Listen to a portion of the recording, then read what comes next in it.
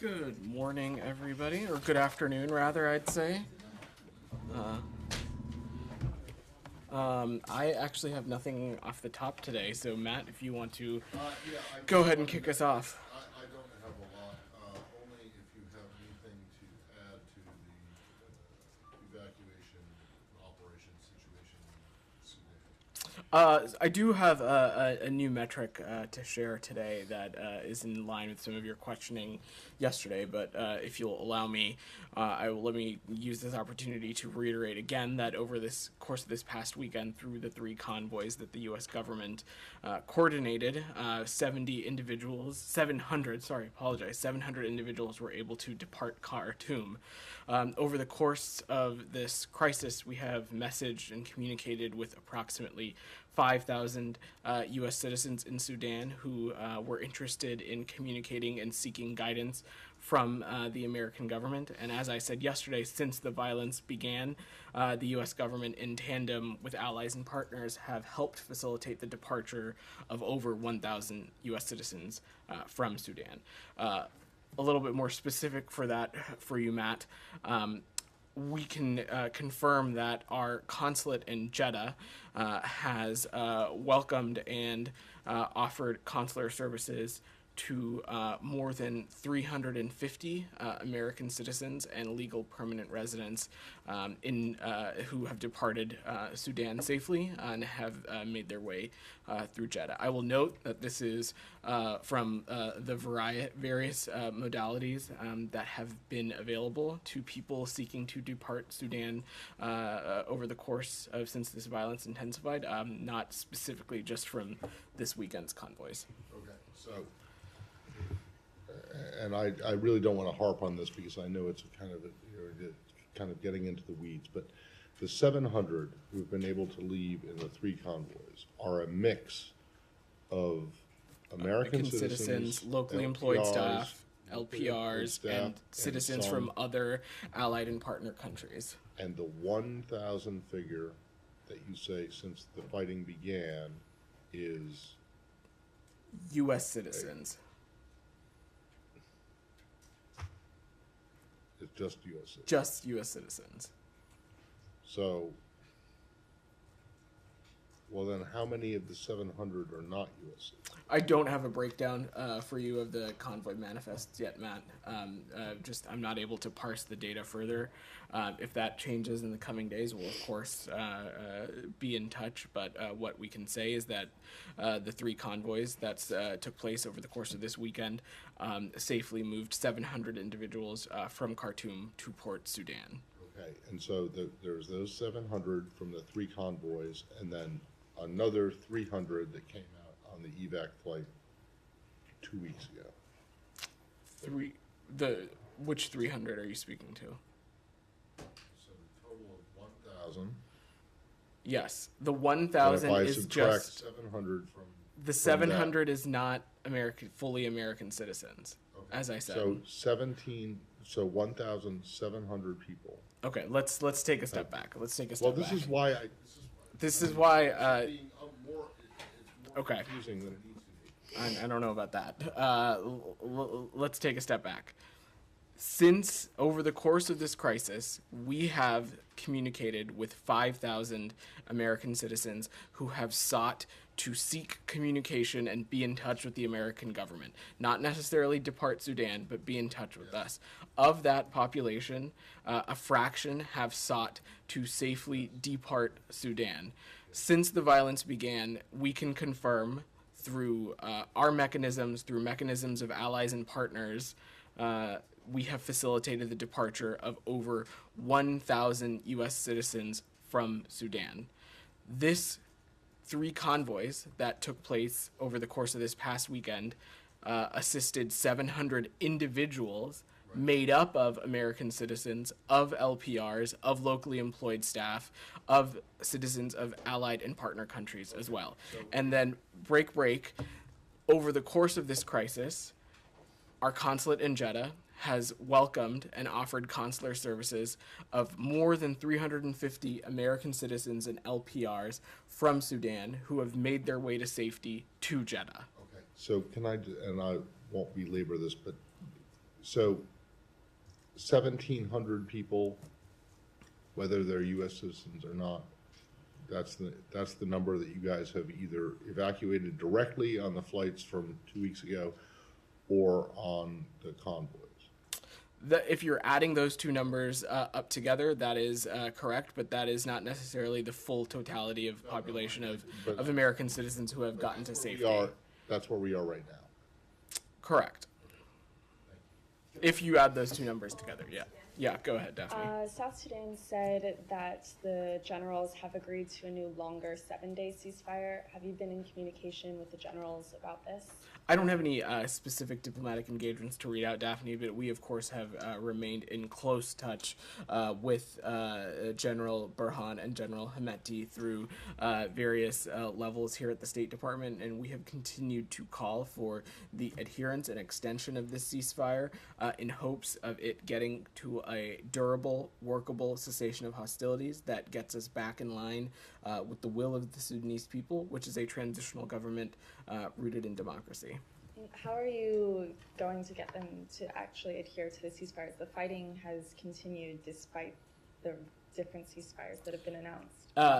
No ceasefire is perfect, but what we feel confident about is that these ceasefires, the subsequent ones, including this most recent extension, have led to a reduction in violence. And they have led to a reduction in violence that have allowed, specifically, I might add, for some of these operations to be conducted that have allowed allied and partner countries to evacuate their own citizens. It's allowed us to play an integral role in those efforts through ISR Overwatch and other mechanisms. It's also allowed us to coordinate the 3 convoys that we spoke about over this course of this past weekend. Leon, go ahead. 2 follow-ups on the 2 questions Sure. With my friends and colleagues here. And I'll start by the second one. Usually you welcome ceasefires, but here you appear to be very cautious with this one announced from South Sudan, at which the 2 sides, by the way, have not, as far as I know, spoken to it. So why is that? Are you wary that? No, Leon, I would not overread into my comments. I don't have a confirmation to offer on this latest announcement, but were it to be true, it's something that we, of course, would welcome because, again, we have felt that ceasefires and the extension of them have given us created opportunities for 2 things. First, of course, allowed for the security conditions for the safe departure of American citizens, American personnel, and citizens and personnel of allied and partner countries, but also it every time that this ceasefire is extended, it allows us to continue to work hand in hand through the auspices of the Quad, through the auspices of the AU, IGAD, and the UN to get us to a durable cessation of hostilities that will hopefully take us back to what we believe is the will of the Sudanese people, and that is a transitional government. So in this specific announcement, 7-day ceasefire, you have not been involved. I mean, the State Department. We have been involved. I just don't have any specific updates to offer. Don't have any updates to offer from the State Department on this specifically. And just to follow up to the question of Matt on the sorry, it's on the numbers. Sure. You literally said, and this is why I need to clarify because you said it both ways. You literally said that 5,000 approximately. You were messaged and communicated with approximately 5,000 U.S. citizens in Sudan. Correct. So there are at minimum 5,000 U.S. citizens in Sudan. We are in touch with 5,000 American citizens in Sudan who have sought to seek communication from the U.S. government. But it was my understanding in previous conversations that we had that they could be from anywhere basically because it's on the website. Of course, today Leon. Sudan, course, Leon. The crisis intake form is a public form, but we feel confident in the data analysis that we've undertaken and the deduping of data that we've undertaken. That there are this population of individuals who have sought to communicate with the U.S. government. Said. Just to follow up, so whatever talks or interlocution that is taking place now is really totally focused on a ceasefire, correct? Possibly for 7 days, That's what the government of South Sudan said. Or, there's some talks in possibly in Saudi Arabia, but nothing beyond that. Are you proposing any kind of timetable or calendar on how you will go back to the political transition, the transition that was so much talked about? Saeed, both things can be true. We can continue to call for and seek the extension of these ceasefires while also working a process to achieve a permanent cessation of hostilities and humanitarian arrangements that we believe will be beneficial to the country and to the Sudanese people. To support a durable end to this fighting, the United States, from all levels of this department, are coordinating with regional and international partners and Sudanese civilian stakeholders to assist in the creation of a committee to oversee the negotiation conclusion and an implementation of a permanent cessation of hostilities. Extension of a ceasefire, we believe, are steps that will continue to help get us in that direction. Right, but you don't have, I mean, I don't have this specific government updates does- for you, Saeed, The but government does not have something, the U.S. government does not have something that, step 1, step 2, step 3, step 4, going back to where we were. not anything that I'm going to read out or parse from here. We continue to be deeply engaged on this and are working collaboratively with relevant partners. Camilla. Thank you. Back to what Leon was asking about the 5,000 figure.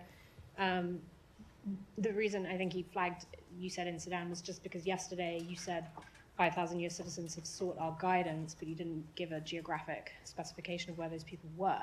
So when you say you're confident in the data analysis on where those people are, has something changed from yesterday to today where you can determine that those thousands There's of been people no are in Sudan? There's been no specific change over from yesterday to today. We just, as I said, this is an iterative process as we continue to communicate with American citizens and continue to communicate with those who are seeking our guidance, that we feel confident in this number that we've spoken about before, being fewer than 5,000 of being American citizens in Sudan. Is it now the belief that a majority of those people are in Sudan? Because We believe that that population of people are in Sudan. and it still stands that the 1,000 Americans that have got out, you Since don't the violence necessarily know started. whether they're part of that 5,000 because they haven't necessarily Correct. deregistered. Correct. And then I just have a question about the current ceasefire. Do you feel like this current ceasefire provides the same or similar conditions as the previous one in terms of the conditions that you've spoken about being demand and security conditions for a possible other convoy? Is it the same, or is it? I don't have any additional updates to offer on a potential future convoy. At this time, we have no additional convoys planned, but we're continuing to assess the demand for safe departure from American citizens, as well as what the security conditions on the ground, both in Khartoum and Port Sudan, what those conditions will allow. So I'm not going to get ahead of that assessment process. However, we continue to believe that broadly a ceasefire continues to allow for security conditions that will help us get civilians to safety. It'll allow those conditions to persist. Jenny, I'll come back to you, Michelle. Have you seen any uptick in the number of Americans who have been seeking to get assistance leaving Sudan? I know you said some people had reached out just for information. Have you seen a lot of folks changing their mind? I don't have a specific metric to add on it, Jenny. When we have had modalities for American citizens and others to get to safety, we have communicated those, whether they are, for example, this past weekend, the 3 convoy movements that the U.S. government helped facilitate, or when we are aware of flights, seats on flights being undertook by some of our partners and allies, as well as seats that might be available in other convoy movements. We've done our best to ensure that those are being communicated to American citizens so they have all the options at the table and they can make the best decisions for themselves and their families. And are there plans to dispatch the Brunswick or other U.S. naval assets to keep ferrying people from Port Sudan to Jeddah? I will let my colleagues at the Pentagon speak to any specific asset movements. But what I will say is that, as you saw over the weekend, of course, the Brunswick played an integral role in helping move American citizens and other individuals to safety. And so we'll continue to look at all options. And of course, at Port Sudan, there continue to be a number of options available for those seeking safety, including commercial ferries. And sorry, last one. Is it still your understanding that only 2 Americans have been killed as a result of That's my understanding. I have no additional updates at this time. Michelle. Is Ambassador Godfrey and the diplomatic delegation still in Washington, and what are they doing? I don't have, for obviously privacy reasons, I don't have specific updates to offer. Obviously, Ambassador Godfrey has been someone who has been deeply engaged in this issue. As you know, we of course suspended operations at our embassy, and so the diplomatic presence that we had there is currently on hold, and the team is back in Washington, but I don't have, I'm not going to read a checklist of what those individuals are up to at this time. A lot of them continue to be deeply engaged on our engagements with Sudanese military and civilian leaders, but obviously they have had a fairly harrowing experience as well. Still on this topic before we move away, on Sudan? Yes. Go ahead. Are you in touch with other officials, not the military? I mean, not Burhan or Hemedti. Are you in touch with Hamdouk, for example? I'm not going to read out the specific groups or entities or individuals that we're engaged in, but part of this has been a robust dialogue and engagement with not just Sudanese military leaders, but Sudanese civilian stakeholders as well, who are also committed to helping us see these ceasefires extended. Alex, go ahead.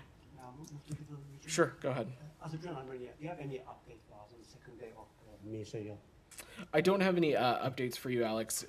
We remain committed to this process and remain committed to promoting a peaceful future in the South Caucasus. We believe that direct dialogue is key to resolving the issues, but I'm just not going to get ahead of the meetings themselves. Since it's happening behind closed doors, can you help us set the stage? So who is behind the table? We have 2 ministers.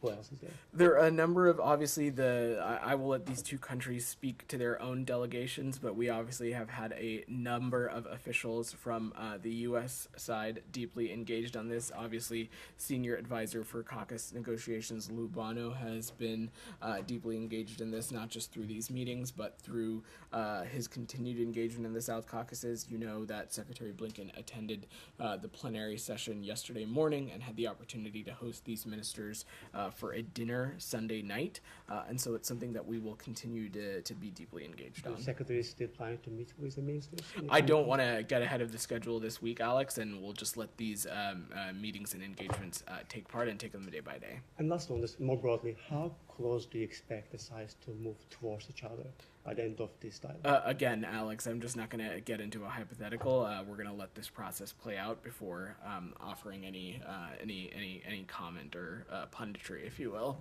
Thank you. My second topic, if you don't mind, on press freedom.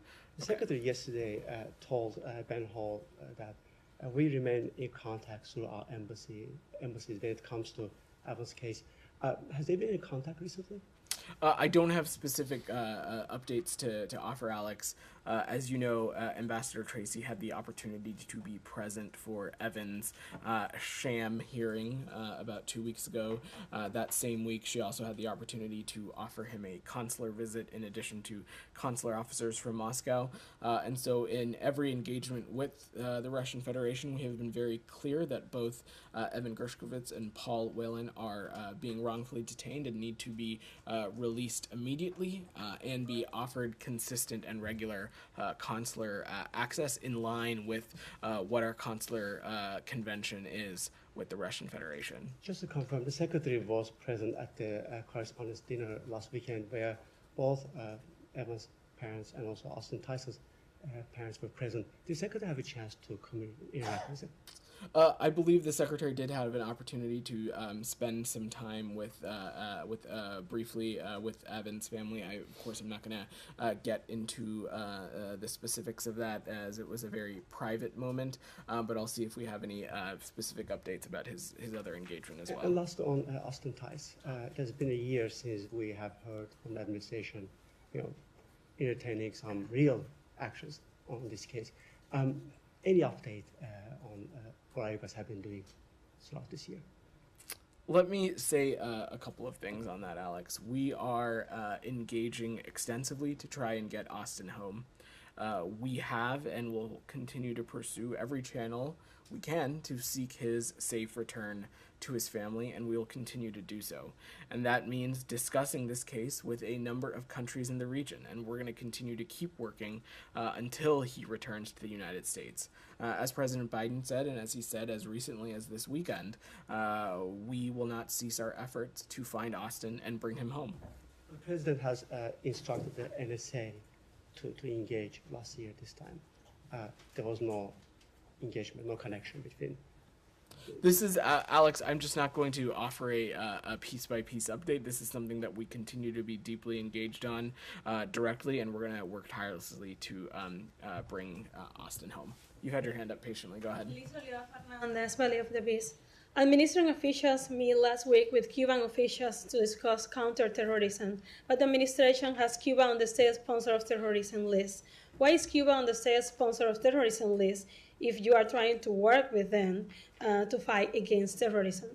So these security dialogues with Cuba, my understanding is that they're very standard and they happen at regular intervals and regular cadence. There's obviously, given the maritime boundary, important pieces of coordination that need to take place with Cuba, but these are dialogues that happen regularly at regular intervals, and we continue to not have a change in policy as it relates to Cuba's place on the designation list. What evidence is there that Cuba sponsored terrorism?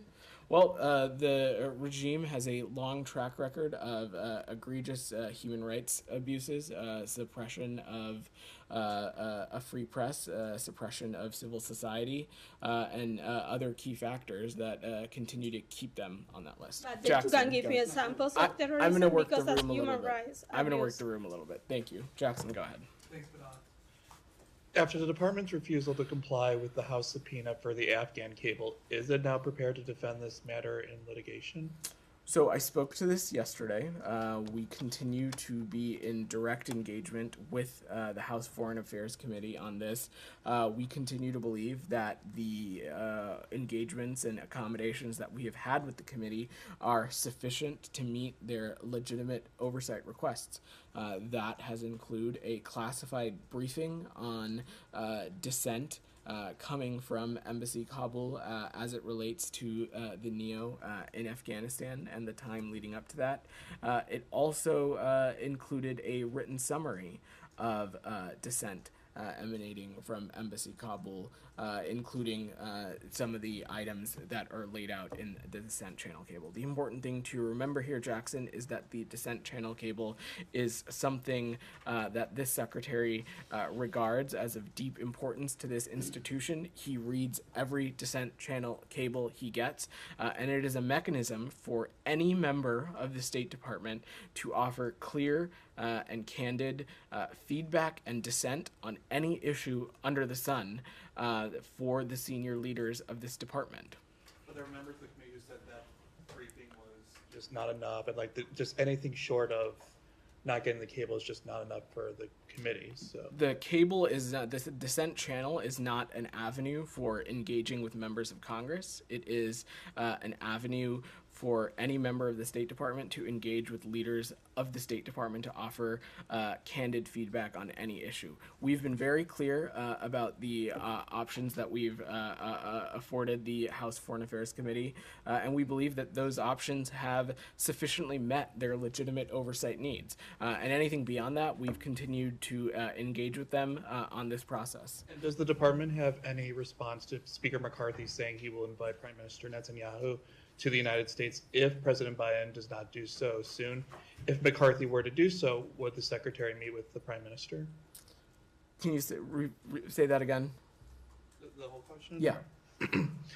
Does the department have any response to Speaker Kevin McCarthy saying he will invite Prime Minister Netanyahu to the United States if President Biden does not do so soon?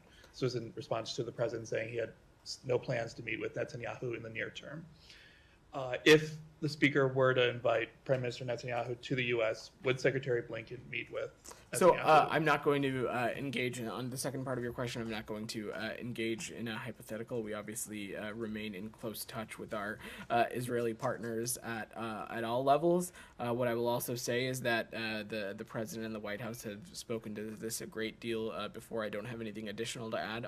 Our relationship and our partnership with Israel is deep-rooted. We were one of the first countries to recognize Israel when it was founded as a country. And so, as the White House has said, we will continue to engage with them, and I don't have any visits or anything. One last question? You've asked three. Said, go ahead. Very quickly on the Palestinian Sure. issue. Late last night or early this morning, Jerusalem time, a Palestinian political prisoner died as a result of 85 days of a hunger strike. I did raise this issue in this room at one point. And my question to you is, do you have a view on this? Do you have a position on Palestinian political prisoners that go on hunger strikes? I mean, many of them do. Many of them get close to dying. There's been like 237 Palestinian political prisoners who have died in Israeli prison. Do you have a view on this? Said, our view is that we have a deep respect for human rights and believe that all individuals, including prisoners, should be treated humanely. What I will also note, Said, is the Palestinian Islamic Jihad is a designated foreign terrorist organization. And as we have seen with today's rocket attacks, this group continues to advance violence. So let me ask you, then why don't they charge such people with any particular charges? They are held in limbo. I am not going to get into an assessment of... Do you have a position on this horrible practice of administrative detention of Palestinians by your ally that you spoke about so greatly just a minute ago, by your ally Israel? Do you have any position on this, endless holding of Palestinians under administrative detention? What I will say, Said, is I will let the government of Israel speak more specifically about their own... a position If you'll let me finish... Prisoners that, Any apparently are not prisoner, charged. Said, any prisoner, political or otherwise, should be treated humanely. That is our belief. That is our view. We have a strong respect for human rights, and that's something that we believe, and it's something that we practice as well. Should they have a trial? Again, that is for the Israeli government to determine. I don't have anything to offer on that. Go ahead. Thank you, Adent, on Bangladesh. Sure. I'm wondering, will you ask Bangladesh Prime Minister for a formal apology as she accused United States that they are involved in a regime change in various parts of the world as she's visiting Washington, I guess private visiting or for the World Bank thing. And one of the mouthpiece of the Bangladesh government, Samoy News, they made a lengthy report and accusing U.S. that U.S. embassy in Bangladesh, they're characterizing that a political party of a Bangladesh. And that's why, the U.S. ambassadors have been obstructed by the various group and, they are instigating like that. So what is your comment? And they, institution like NED, they told that lengthy report that they are involved in regime change and spreading monies. So what is your comment on that and what is your response? Let me try to unpack that a little bit. So first, I don't have anything to offer on the Prime Minister comments. Broadly, what I will say is that the U.S. Doesn't consider it interference to have honest dialogue with our friends and partners about concerns that we have and shared interests that we have that may or may impact the bilateral relationship, that may or may impact regional concerns and regional priorities. And as we have said, the U.S. supports free and fair elections in Bangladesh as well as around the world, and we do not endorse one political party or candidate over another. Specifically on the criticism about our embassy in Dhaka, I will say our embassy in Dhaka acts as an envoy for our bilateral relationship with Bangladesh, as well as all of our embassies around the world do. And what I will note, you heard me speak to this yesterday, Bangladesh is a country of great importance to us. It's a country we are interested in deepening our relationships with. In 2022, we celebrated 50 years of bilateral relationships with Bangladesh, and we believe that there's a number of issues in which we can continue to deepen our cooperation on, not just with the Bangladeshi government, but with the Bangladeshi people as well, whether that be addressing the threat of climate change, whether that be deepening economic ties, security concerns as it relates to the Indo-Pacific, and what have you. One more on Bangladesh. Just yesterday, I think it's misrepresented by the various media, control media in Bangladesh, your statement that Secretary Blinken made it very clear when he made foreign minister that not only U.S., whole world is watching for Bangladesh election, as Bangladesh experienced two first election, 2014 and 2018, and you are always urging for a free, fair, credible, and neutral election. But that's our expectation for any country in the world, is that for elections to take place and for them to happen freely, fairly, and as you said, with neutrality as well, and for them to be conducted with neutrality, as I might add. Go ahead. Thank you, Mr. Patel, for the opportunity. During the last decade and a half, under the present government, Bangladesh has become a model of development around the world. Both World Bank and IMF acknowledge that. Even this week, when the PM is visiting right now here in U.S. Capital, under these circumstances, how U.S.-Bangladesh relation can develop the next level. Many believes that responsibility lies on U.S. being the most powerful country in the world, and you are supporting everywhere the democracy. So what will be the next level of the relationship with Bangladesh? So I think I spoke to this a little bit when answering your colleague's question, and I think you asked a similar question yesterday when I spoke to this, but I will reiterate again that Bangladesh is a country that we're looking to continue to deepen our partnership and relationship with. As I said, this year would be the 51st year of bilateral relationships between the United States and Bangladesh. There are a number of areas, deepening economic ties, addressing climate change, security cooperation, that we believe are very important to continuing to deepen this partnership. Thank you so much. Michelle. What's behind the statement that the department has issued yesterday on Lebanon, and why now? And was there any message to France or others in this statement who support a specific candidate? We believe that a specific leader is ultimately up for the Lebanese people to decide. But what we are hoping for is for the government of Lebanon and the people of Lebanon to choose a president, to select a president who can help the country and the people of Lebanon address the immense challenges that it is facing right now, the immense economic challenges that it's facing, and that the time is now to do so. And was there any message to France? We talk to our French allies all the time at a variety of levels. Obviously, this was a statement about the situation in Lebanon. I would not read into it into being anything otherwise. And are you on the same page with France regarding Lebanon? I am here to speak to what our belief is. I will let our French counterparts speak to theirs, and our viewpoint is that the time is now and the time is appropriate for the people of Lebanon to pick a president, and pick a president who has the skill set and the experience to help address the immense challenges that the country is facing at this very critical time. Samira, you had your hand up. I will follow up on Michelle's question, and I have a question on Turkey, because this statement on Lebanon is different from the previous ones. So when you are calling for the election of a president free of corruption who can unite the country, we have a candidate on the table who's Lemon Frangieh. Is there a message that you are opposing this name, or do you think these qualifications that you are asking for are not applicable to this candidate? We are not attempting to pick a candidate or put our finger on the scale for anyone one way or the other. What our desire is for the people of Lebanon and the government of Lebanon to pick a president, that can address the immense challenges that the country faced. I'll remind you that yesterday marked 6 months since the departure of the previous president and the subsequent failure to select a new one. the country faces some dire challenges, dire economic challenges, and we believe the time is now for the people in the government to move forward. The answers to Lebanon's political and economic crises can only come from within, can come from within the Lebanese people and not just the international community. And so we think it's time for action.